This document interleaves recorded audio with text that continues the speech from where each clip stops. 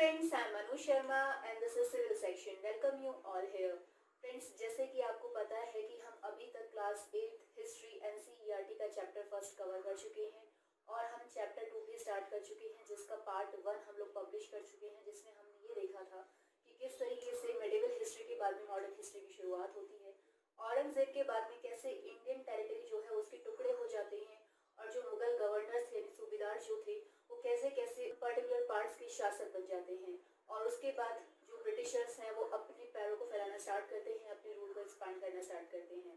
Right, हमने ये भी देखा कि किस तरीके से ईस्ट इंडिया कंपनी जो थी ईस्ट की तरफ ट्रेड करने के लिए आई, उसने क्वीन एलिजाबेथ फर्स्ट से चार्टर इशू करवाया, यानी कि नेक्स्ट 20 ईयर्स तक सिर्फ और सिर्फ ईस्ट इंडिया कंपनी ही एक ऐसी कंपनी होगी जो कि ईस्ट के साथ में ट्रेड करेगी। उसके बाद हमने देखा कि किस तरीके से उन्होंने अपने कंपटीशन को ख़त्म किया, यानी कि जो फ्रेंच थे, डच थे और इसके अलावा पोर्चुगीज़ थे, उनको उन्होंने हटाया अपने रास्ते से, अपने कॉम्पिटिटर्स को हटाया और यहाँ पर धीरे धीरे शासक बनने लगे।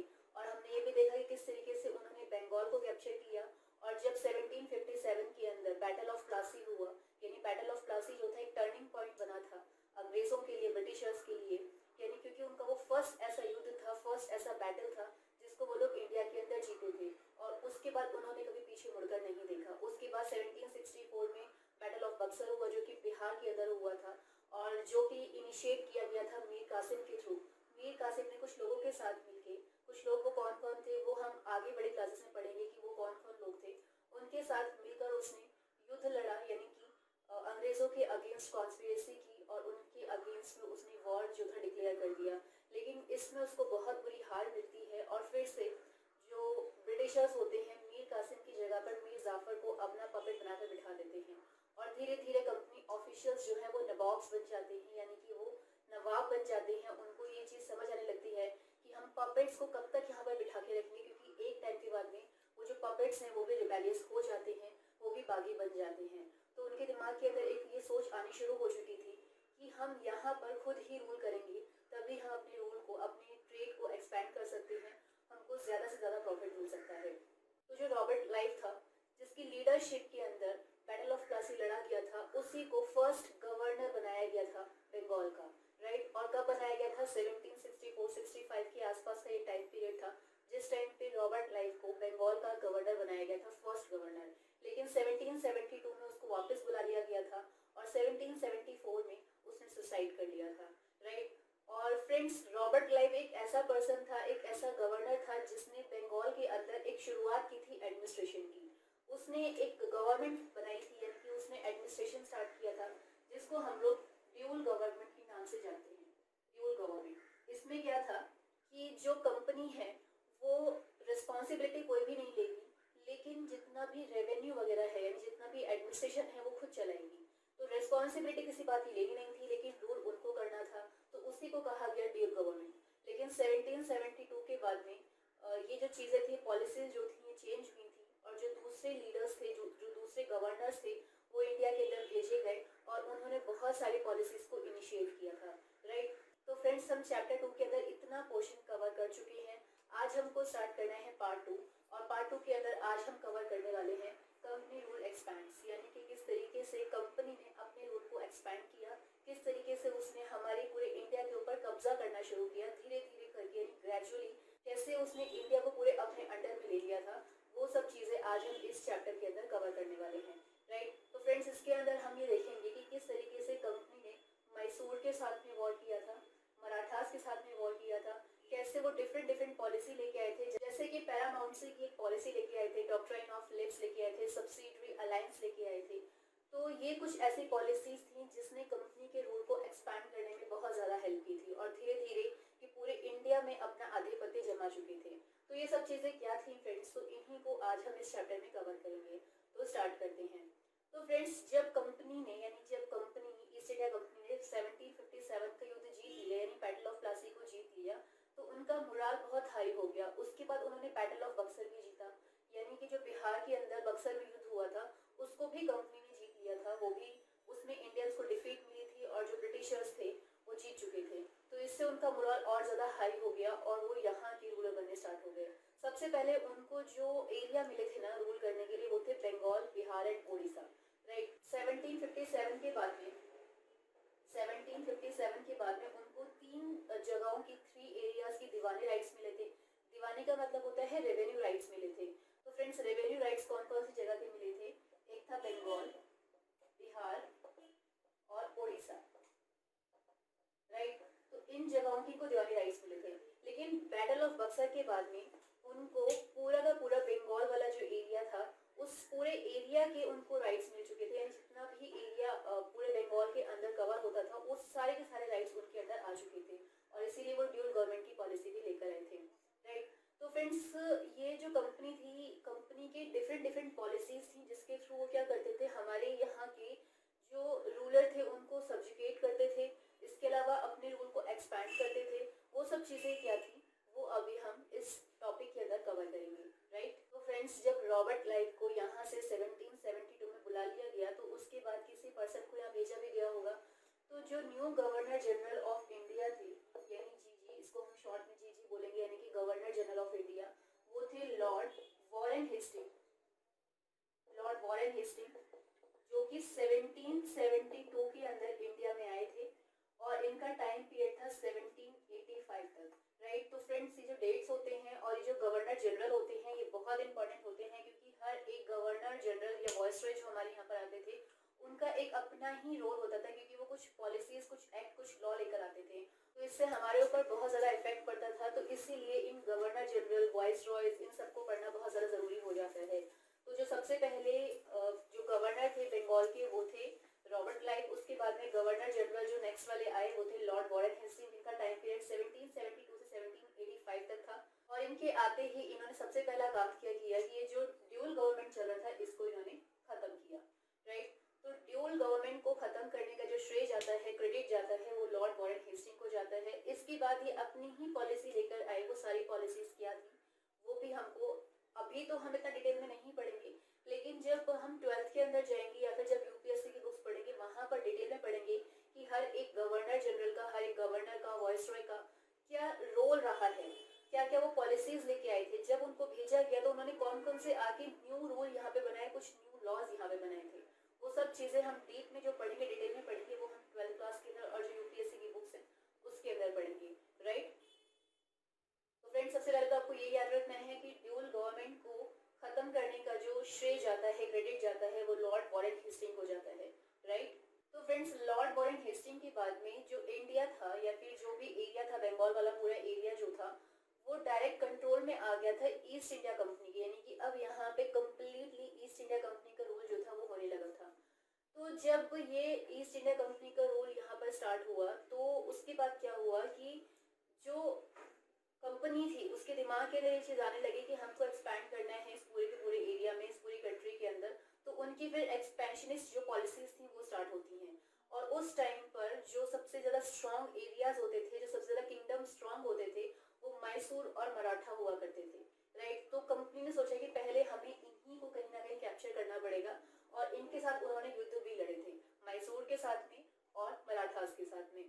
तो कैसे कैसे उन्होंने युद्ध लड़े थे और कैसे कैसे वो जीते थे, कैसे इस एरिया को कब्जा किया था, वो अब हम पढ़ने वाले हैं इस पूरे टॉपिक के अंदर कि जो मैसूर वाला एरिया है और जो यहाँ के रूलर थे टीपू सुल्तान, उनको किस तरीके से उन्होंने डिफीट किया था, राइट। तो फ्रेंड्स आई होप आपको इतना तो समझ आ गया होगा कि किस तरीके से कंपनी ने रूल एक्सपांड करने की सोची। अब हम देखते हैं कि कैसे उसने उन पॉलिसीज को इम्प्लीमेंट किया। तो सबसे पहले हम बात करते हैं Tipu Sultan the tiger of Mysore की, क्योंकि टीपू सुल्तान जो थे बहुत ही स्ट्रॉन्ग एक रूलर थे और इनका ब्रिटिशर के साथ में हमेशा टसल चलता रहता था।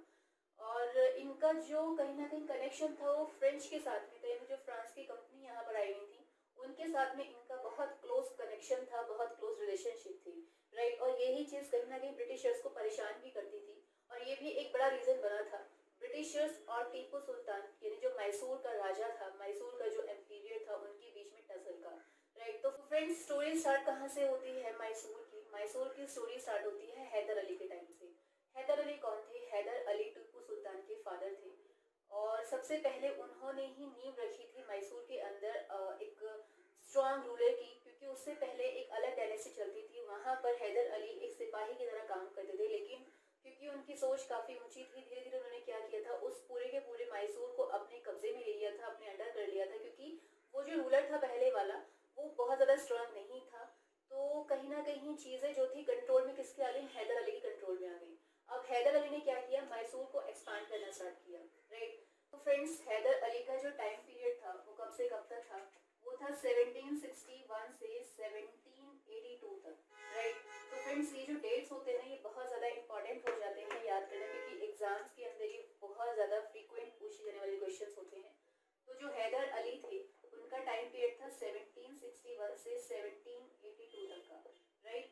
तो इस दौरान उन्होंने रूल किया। इसके बाद में आए थे टीपू सुल्तान और उन्होंने लगभग 1799 तक रूल किया था। और जो अंग्रेज थे, ब्रिटिशर्स जो थे, उन्होंने मैसूर के साथ में लगभग 4 वॉर किए थे और 4th वॉर के अंदर उन्होंने टीपू को कहीं ना कहीं डिफीट किया और पूरे मैसूर को अपने कब्जे में लिया था, राइट। फ्रेंड्स अब नेक्स्ट क्वेश्चन आता है कि ऐसा क्या हुआ था ब्रिटिशर्स के बीच में और जो मैसूर के राजा थे उनके बीच में, ऐसा क्या हुआ था कि इतना टसल इनके बीच में बढ़ गया, इतनी ज़्यादा खाई जो थी बढ़ती जा रही थी। तो एक्चुअली क्या हुआ था कि टीपू सुल्तान ने ब्रिटिशर्स के ऊपर कंट्रोल जमाना स्टार्ट कर दिया था। कैसे किया था, क्योंकि टीपू सुल्तान कहाँ का राजा था, मैसूर का राजा था। तो वहाँ पर जो मलाबार कोस्ट है, तो मलाबार कोस्ट में बहुत ज़्यादा जो ट्रेड होता था वो पेपर, ब्लैक पेपर वगैरह जो होता था इसको काली मिर्च कहा जाता है, इसके अलावा सैंडलवुड, तो इस टाइप की जो चीज़ें थी उनका ट्रेड बहुत ज़्यादा होता था। और जो दूसरी कंट्रीज थी या जो ब्रिटेन था उन जगहों पे इनकी डिमांड बहुत ज़्यादा थी। लेकिन टीपू सुल्तान ने क्या किया कि उसने एक रिस्ट्रिक्शन लगा दिया कि जो लोकल मर्चेंट्स हैं वो ब्रिटिशर्स के साथ में ट्रेड नहीं करेंगे। और जब लोकल मर्चेंट्स ब्रिटिशर्स के साथ में ट्रेड नहीं करेंगे तो ब्रिटिशर्स को बेनिफिट कैसे होगा, प्रॉफिट कैसे कमाएंगे वो लोग। तो इससे क्या हुआ था कि जो ब्रिटिशर्स थे बहुत ज़्यादा फ्यूरियस हो गए, बहुत ज़्यादा गुस्से में वो आ गए कि हमारे साथ में कहीं ना कहीं ये भेदभाव किया जा रहा है और हमारे साथ गलत किया जा रहा है। क्योंकि टीपू सुल्तान के जो क्लोज कॉन्टेक्ट थे ना वो फ्रेंच के साथ में थे, उनके साथ में उसकी बहुत अच्छी रिलेशनशिप थी, बहुत अच्छी फ्रेंडशिप थी। और फ्रांस ने कहीं ना कहीं टीपू सुल्तान को हेल्प भी किया था उसकी पूरी आर्मी को मॉडर्नाइज करने में, राइट। इस चीज़ की वजह से जो ब्रिटिशर्स थे वो बहुत ज़्यादा गुस्से में थे और वो चाहते थे कि उनको भी वहाँ पे पूरा सपोर्ट मिले, पूरा राइट मिले ट्रेड करने का। पहला जो वॉर उनका हुआ था वो हैदर अली के साथ में हुआ था, क्योंकि हैदर अली ने भी कुछ यही रिस्ट्रिक्शंस जो थे ब्रिटिशर्स के ऊपर डाले थे, वो उनको बहुत कंट्रोल करने की कोशिश करता था और ब्रिटिशर्स इससे नाखुश थे। इसीलिए उन्होंने सबसे पहला जो युद्ध लड़ा वो लड़ा हैदर अली के साथ में। फ्रेंड्स ब्रिटिशर्स को ये चीज़ लगती थी कि जो हैदर अली हैं और जो टीपू सुल्तान है वो बहुत ही एम्बिशियस रूलर हैं और वो उनके लिए कहीं ना कहीं खतरा बन सकते हैं। तो इसीलिए उन्होंने इनके अगेंस्ट में वॉर डिक्लेयर कर दिया। तो पहला युद्ध उन्होंने लड़ा था हैदर अली के साथ में। और टोटल मैसूर के साथ में ब्रिटिशर्स की 4 युद्ध हुए थे।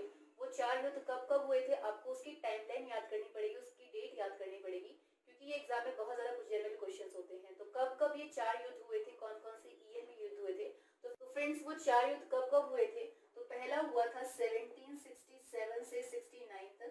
उसके बाद नेक्स्ट जो हुआ था वो हुआ था 1780 से 84 तक। थर्ड जो एंग्लो मैसूर वॉर जो हुआ था 1790 से 92 तक। और जो फाइनल हुआ था वो हुआ था 1799 में। और इसके बाद में जो ब्रिटिशर्स थे उन्होंने मैसूर पर कब्जा कर लिया था, राइट।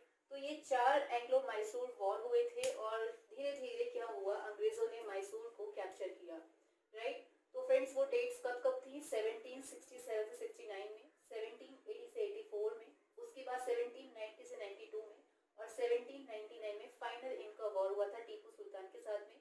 तो ये फाइनल वॉर जो हुआ था ये सेरिंगापट्टम में हुआ था। और सेरिंगापट्टम क्या था, ये टीपू सुल्तान की कैपिटल थी, यानी जो मैसूर राज्य था उसकी कैपिटल थी सेरिंगापट्टम। और उसको प्रोटेक्ट करते करते टीपू सुल्तान जो था वो शहीद हो गया, राइट।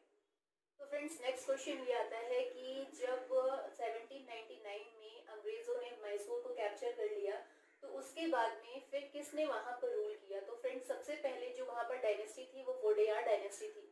वोडेयार डायनेस्टी के अंडर ही हैदर अली काम करता था एज अ सिपाही। और बाद में क्या हुआ कि जब 1799 में वापस से जब मैसूर को छीन लिया गया टीपू सुल्तान से, उस टाइम पर फिर से वोडेयार डायनेस्टी की ही एक माइनर जो एक बच्चा था, एक उनका जो वंशज था उसको थ्रोन पर बिठा दिया गया और उसके ऊपर सब्सिडरी अलायंस जो था उसको इम्प्लीमेंट कर दिया गया, उसको थोप दिया गया उनके ऊपर और उनको भेज दिया गया पढ़ने के लिए बाहर। और पूरा का पूरा कंट्रोल जो था फिर ब्रिटिशर्स ने उसके ऊपर किया, मैसूर के ऊपर। अब आपके दिमाग में एक और क्वेश्चन आ रहा होगा कि सब्सिडरी अलायंस क्या चीज़ है। तो अभी हम इसको पढ़ेंगे कि जब हम पढ़ेंगे द क्लेम टू पैरामाउंट्स की, इसमें हम जानेंगे कि सब्सिडरी अलायंस क्या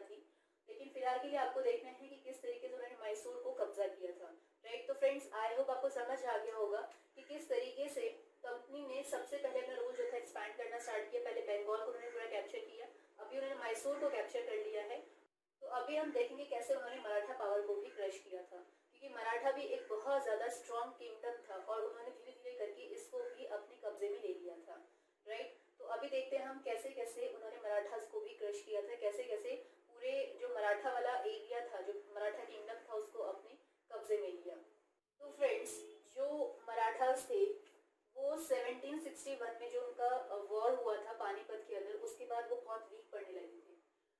तब ये पानीपत का वॉर हुआ था। ये कुछ चीज़ें बहुत इंपॉर्टेंट होती हैं जो एग्जाम में फ्रीक्वेंट पूछे जाते हैं, और खासकर डेट्स जो होती है ना, वो एग्जाम के अंदर बहुत ज़्यादा पूछी जाती हैं, तो इनको याद रखना बहुत ज़रूरी है, राइट। तो सबसे पहले हम बात करते हैं मराठास की कि कब से ये बहुत ज़्यादा वीक पड़ने शुरू हुए। तो फ्रेंड्स, 1761 में मराठास का पानीपत में युद्ध हुआ था, और पानीपत के युद्ध के बाद में ये जो थे वीक पड़ने शुरू हो गए थे। इनका जो एक ड्रीम था दिल्ली को रूल करने का, वो शटर हो चुका था।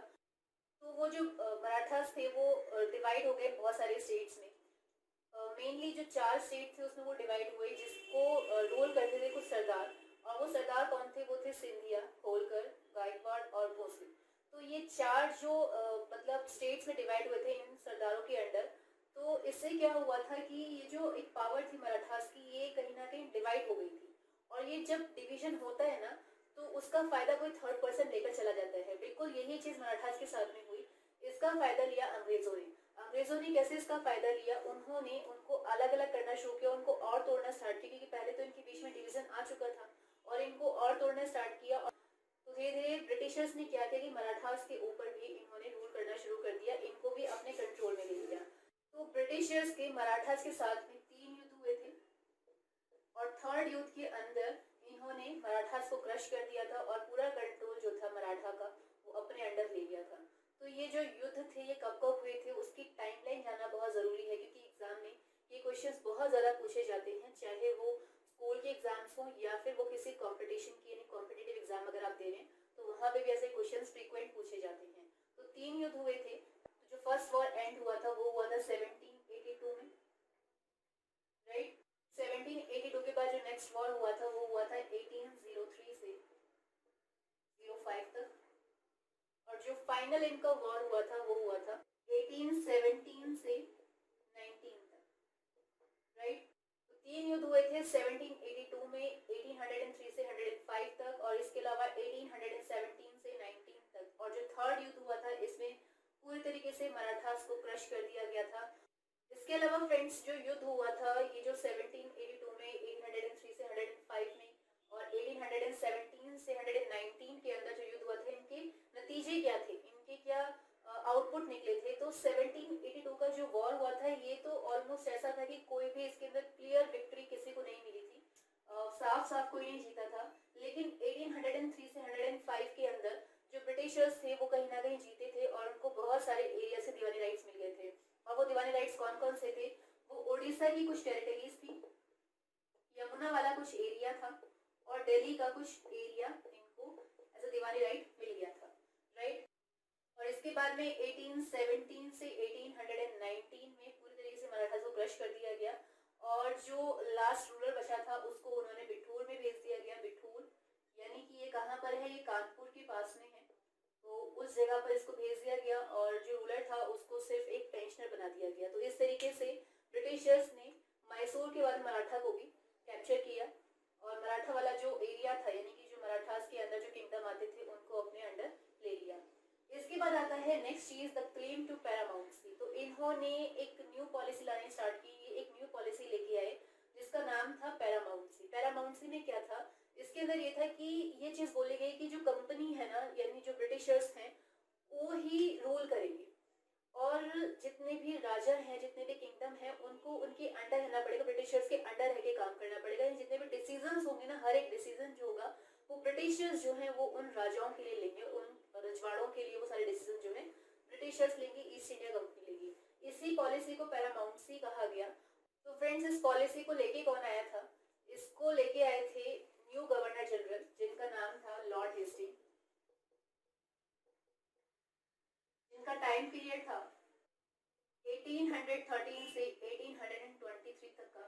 तो यही जो थे, इन्होंने ही पैरामाउंट्सी की पॉलिसी को इनिशिएट किया था, राइट। और इसके अंदर ये बात की गई थी कि जो भी रजवाड़े हैं उनको कंपनी के अंडर आना पड़ेगा, कंपनी ही उनके सारे डिसीजंस लेगी, राइट। तो ये जो पॉलिसी थी पैरामाउंट्स की, इसको लॉर्ड हेस्टिंग ने इनिशिएट किया था।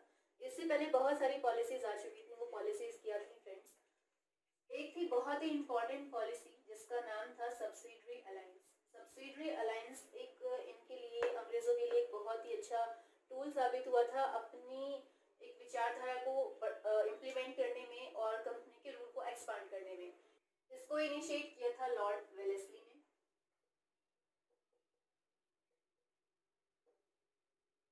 और इसको कब इनिशिएट किया गया था? 1798 से 1805 में, राइट। तो फ्रेंड्स, लॉर्ड वेलेस्ली ने एक न्यू पॉलिसी को इनिशिएट किया। वो पॉलिसी का नाम था सब्सिडरी अलायंस। और ये कब से कब तक इनका टाइम पीरियड था? 1798 से 1805 तक। अब इन्होंने दो पॉलिसी इंप्लीमेंट की थी, एक थी सब्सिडरी अलायंस और दूसरा था डायरेक्ट वॉर। सब्सिडरी अलायंस के अंदर क्या होता था फ्रेंड्स? इसके कुछ पॉइंट्स हैं, आप उसको पॉइंट्स में याद रखेंगे तो बेहतर तरीके से आपको ये चीज याद रहेगी, लेकिन आप रट्टा मारेंगे तो फिर प्रॉब्लम हो जाएगी। तो पॉइंट्स क्या थे? तो पहली चीज तो उसके अंदर ये थी कि जो रूलर होगा, जो भी राजा होगा, वो अपनी आर्मी को डिसबैंड करेगा, यानी कि अपनी आर्मी मेंटेन नहीं करेगा। इसकी बजाय वो क्या करेगा? ब्रिटिशर्स की आर्मी को मतलब पूरा का पूरा तैयार करेगा, सारा का सारा कॉस्ट जो बियर करेगा, राजा बियर करेगा, पूरा का पूरा खर्चा ब्रिटिशर्स की कंपनी का या ब्रिटिशर्स की जो आर्मी है उसका पूरा खर्चा राजा उठाएगा और अपनी आर्मी तैयार नहीं करेगा। ऐसा कैसे वो लोग कर दिए? यानी कि कैसे कोई राजा ये चीज को मान जाएगा कि नहीं, मैं अपनी आर्मी नहीं रखूंगा, मैं तुम्हारी आर्मी को तैयार करूंगा? उसके पीछे का रीजन ये था क्योंकि ब्रिटिशर्स ने ऐसे बहुत सारे उधर लड़ लिए थे और वो हर हर जगह पर वो जीते थे, यानी कि वो कहीं पर भी डिफीट उनको नहीं मिली थी। तो ये इस चीज को बोलते थे कि हमारी जो आर्मी है बहुत मॉडर्न आर्मी है और आपके पास जो आर्मी है वो मॉडर्न नहीं है, तो आप कहीं भी नहीं टिकते हैं। तो इससे बेहतर होगा कि आप अपनी आर्मी को हटा दें, उस पर जो आप पैसा वेस्ट कर रहे हैं उस पैसे को आप हमारे ऊपर लगा दें। हम क्या करेंगे? अपनी आर्मी को स्ट्रॉन्ग करेंगे और जब भी आपको जरूरत होगी आपकी साइड से हम लोग लड़ेंगे। तो ये चीज राजा के दिमाग में डाली गई थी। तो राजा से पहली चीज बोलते थे कि आप अपनी आर्मी को डिसबैंड करें। दूसरी चीज ये थी कि जब भी दरबार लगेगा, यानी जो भी कोर्ट वगैरह लगेगा, उस टाइम पर उस पर्टिकुलर दरबार के अंदर, उस कोर्ट के अंदर ब्रिटिशर्स का एक पर्टिकुलर पर्सन जो है वो वहां पर बैठेगा, वो वहां का रेजिडेंट होगा, यानी कि वहीं पे वो रहेगा और सारी की सारी चीजें मतलब वो देखेगा, समझेगा, लेकिन बोलेगा कुछ नहीं, वो उसमें कोई भी मतलब इंटरफेरेंस नहीं करेगा, लेकिन हाँ आपके साथ में वो मतलब रहेगा। और तीसरी चीज उन्होंने ये कहा कि आप अपने रिलेशन किसी भी थर्ड पार्टी के साथ नहीं बनाएंगे, यानी कि जैसे अगर फ्रेंच हैं या फिर डच लोग हैं या पोर्चुगीज हैं, उनके साथ आप अपनी फ्रेंडशिप नहीं बनाएंगे और जितना भी जो भी रिलेशनशिप है वो हमारे साथ में ही रहेगा। तो ये चीज इन्होंने लिखी थी सब्सिडरी अलायंस के अंदर। तो इसके अंदर कुछ चीजें हुई, वो चीजें क्या थी? सबसे पहले तो ये था कि जो राजा था वो एक तरफ से कमजोर इसलिए पड़ा क्योंकि उसने अपनी आर्मी को डिसबैंड कर दिया, राइट। दूसरी चीज ये थी कि जब भी वो कुछ भी काम करते थे, कुछ कॉन्फिडेंशियल चीजें होती हैं वो भी कॉन्फिडेंशियल नहीं रहती थी क्योंकि उनके दरबार में, उनके कोर्ट में हमेशा ब्रिटिशर्स का एक पर्सन वहां पर होता था, राइट। तो कुछ भी चीजें होंगी तो ब्रिटिशर्स को बात पहुंचनी ही पहुंचनी है और उससे क्या होगा कि उनकी कुछ भी चीजें कॉन्फिडेंशियल नहीं रह पाई राजाओं की और पूरी तरीके से इनके कंट्रोल में आ गए। और तीसरी चीज ये थी कि ये किसी भी पर्सन के साथ में, किसी भी थर्ड पार्टी के साथ में या दूसरी कंपनी के साथ में रिलेशन नहीं बना सकते थे, उनके साथ कोई फ्रेंडशिप नहीं कर सकते थे। तो वहां से भी कहीं ना कहीं कमजोर होने शुरू हो गए। और इसके बाद ब्रिटिशर्स कहते थे कि हम आपके जो भी इंटरनल अफेयर्स होंगे उसमें कोई भी इंटरफेरेंस नहीं करेंगे। तो इतना सब कुछ करने के बाद ब्रिटिशर्स बोलते हैं कि हम आपके इंटरनल अफेयर्स के अंदर इंटरफेरेंस नहीं करेंगे। और राजा समझ भी जाते थे, वो समझते थे कि हाँ ये हमारे बहुत ज्यादा वेल विशर हैं और हमारे लिए ही सोच रहे हैं। लेकिन हमारे राजा जो थे उस टाइम पे वो इतने दूरदर्शी नहीं थे, इतने ज्यादा फार साइटेड नहीं थे कि चीजों को देख पाए कि किस तरीके से उनको एक ट्रैप में फंसाया जा रहा है, उनको एक जाल में फंसाया जा रहा है और वो उसमें फंसते हुए जा रहे हैं। तो इससे क्या हुआ कि उन्होंने कुछ राजा ऐसे थे जिन्होंने आराम से उस बात को मान लिया, सब्सिडरी अलायंस को उन्होंने अपने ऊपर मतलब इम्प्लीमेंट होने दिया। और अगर जो राजा नहीं मानते थे इस चीज को, उनके साथ ही डायरेक्ट वॉर डिक्लेयर कर देते थे। तो ये दो पॉलिसी लेके कौन आए थे? ये थे लॉर्ड वेलेस्ली। और इन्होंने दो पॉलिसी कौन सी इंप्लीमेंट की? सब्सिडरी अलायंस और दूसरा था डायरेक्ट वॉर, राइट। तो फ्रेंड्स, सब्सिडरी अलायंस के अंदर सबसे पहला जो राज्य आया था कंट्रोल में वो था हैदराबाद और वो था 1798 के अंदर। यानी कि 1798 में जो नवाब ऑफ हैदराबाद था उसने सब्सिडरी अलायंस को मतलब एक्सेप्ट कर लिया था। और इसके बाद में जो अवध था, अवध के ऊपर जबरदस्ती अंग्रेजों ने सब्सिडरी अलायंस जो था उसको इम्प्लीमेंट किया था, यानी कि जबरदस्ती ये चीज की गई थी। और कब अवध के ऊपर सब्सिडरी अलायंस को थोपा गया था, वो टाइम पीरियड था 1802 का। तो 1802 के अंदर अवध के ऊपर सब्सिडरी अलायंस को थोप दिया गया और उसको अपने कंट्रोल में ले लिया गया। तो ये था एक पॉलिसी, एक्सपेंशनिस्ट पॉलिसी अंग्रेजों की, जिसमें उन्होंने रूल को एक्सपैंड करने का ट्राई किया। और जो सबसे इम्पोर्टेंट पॉलिसी वो लेकर आए थे अपने रूल को एक्सपैंड करने के लिए, वो था डॉक्ट्राइन ऑफ लिब्स। और झांसी जो थी, झांसी की जो रानी थी, कहीं ना कहीं इसीलिए भी लड़ी थी, और झांसी को भी इन्होंने कुछ इसी पॉलिसी से कैप्चर किया था, अपने अंडर किया था डॉक्ट्राइन ऑफ लिब्स से। अब ये पॉलिसी क्या है, ये मोस्ट इम्पॉर्टेंट पॉलिसी है, एग्जाम में बहुत ज्यादा पूछी जाती है, राइट। तो फ्रेंड्स, ये डॉक्ट्राइन ऑफ लिब्स है, इसको इनिशिएट किसने किया था, ये थे लॉर्ड डलहौजी। इनका टाइम पीरियड था 1848 से 1856 तक का।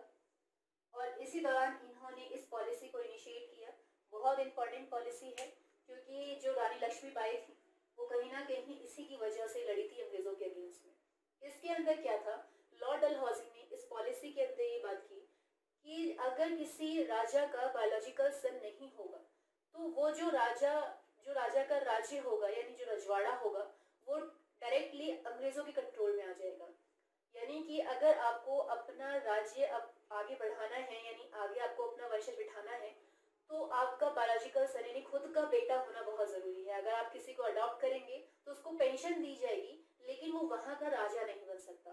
तो रानी लक्ष्मीबाई के साथ में भी कुछ ऐसा ही हुआ था, उनका खुद का कोई बायोलॉजिकल सन नहीं था, और इसलिए उन्होंने किसी को अडॉप्ट किया था, किसी बच्चे को अडॉप्ट किया था। लेकिन अंग्रेजों ने डॉक्ट्राइन ऑफ लेप्स जो पॉलिसी थी इसको इम्प्लीमेंट कर दिया, जिसकी वजह से झांसी जो थी वो किसकी कंट्रोल में जा रही थी, अंग्रेजों के कंट्रोल में जा रही थी। और इसीलिए रानी लक्ष्मीबाई जो थी वो अंग्रेजों के अगेंस्ट में लड़ी थी, राइट। तो फ्रेंड्स, ये सिर्फ झांसी को इन्होंने कैप्चर नहीं किया, बहुत सारे ऐसे स्टेट्स थे जिसको इन्होंने डॉक्ट्राइन ऑफ लेप्स की पॉलिसी लगाकर एनेक्स किया था। वो कौन कौन से स्टेट थे, सबसे पहला स्टेट बना था सतारा। 1848 में इसको एनेक्स किया गया था डॉक्ट्राइन ऑफ लेप्स की पॉलिसी लगाकर, राइट। इसके अलावा संबलपुर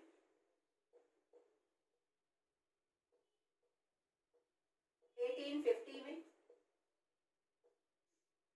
उदयपुर 1852 में,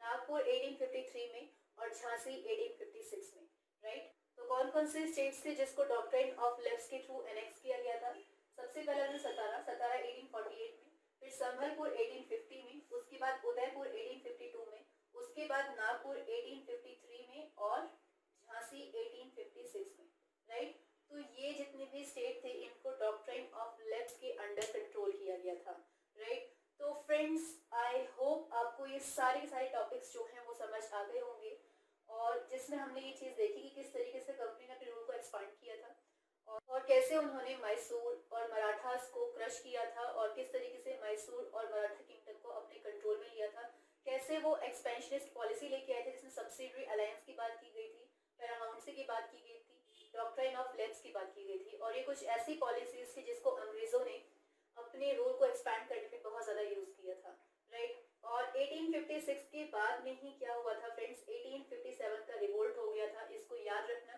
कि 1856 में झांसी को कैप्चर किया गया था, झांसी को छीना गया था, और इसकी तुरंत बाद यानी एक साल के बाद एक बहुत बड़ा रिवॉल्यूशन हुआ जिसको first war of independence day कहा जाता है।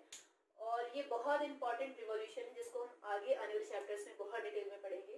तो फ्रेंड्स, फिलहाल के लिए इस चैप्टर को हम यहीं पे रोकते हैं, और क्योंकि क्लास की जो ड्यूरेशन है वो लंबी होती जा रही है, तो जो बचा हुआ चैप्टर है अब हम उसको पार्ट 3 के अंदर नेक्स्ट क्लास जो हमारी होगी उसमें कवर करने की कोशिश करेंगे, राइट। तो फ्रेंड्स, आई होप आपको ये सारे टॉपिक्स जो है वो समझ आ गए होंगे।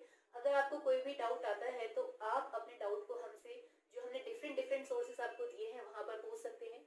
जैसे कि आप अपने डाउट हमसे यूट्यूब के जो कमेंट सेक्शन नीचे होता है वहाँ पर पुट करके पूछ सकते हैं। इसके अलावा आप हमें मेल भी कर सकते हैं, आप हमें फेसबुक पेज पे फॉलो भी कर सकते हैं।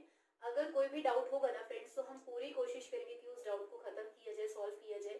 और अगर आपको लगता है कि हमें हमारे वीडियोस में कुछ इंप्रूवमेंट की ज़रूरत है तो आप हमें सजेस्ट भी कर सकते हैं। आपके सजेशंस अगर हमें सही लगेंगे तो हम उन्हें अपने वीडियोस में ना ज़रूर शामिल करेंगे। फ्रेंड्स मिलते हैं हमारी नेक्स्ट